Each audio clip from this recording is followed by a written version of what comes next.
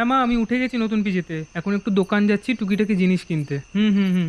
আচ্ছা। হ্যাঁ। পাতার নূপুর পায়ে নাচিছে ঘূর্ণি বায়, জল তরঙ্গে ঝিলিমিল ঝিলিমিল ঢেউ সে যায় জল তরঙ্গে ঝিলিমিল ঝিলিমিল ঢেউ তুলে সে যায় শুকনো পাতার নূপুর।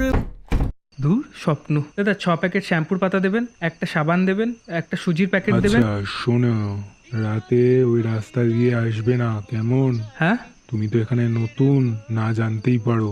ওইদিকে বাড়িতে অনেক রকম অস্বাভাবিক জিনিস ঘটে। ওই বাড়িতে নাকি এক মেয়ের ভূত আছে।